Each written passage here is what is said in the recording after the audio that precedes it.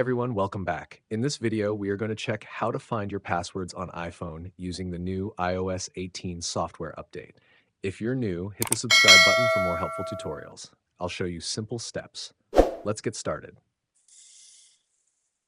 Step 1. First, ensure your iPhone is updated to iOS 18. Once updated, look for the Passwords app on your home screen.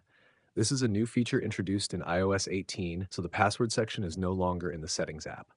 Step 2, if you don't see the Passwords app on your iPhone, open the App Store and search for Passwords. Download and install the app.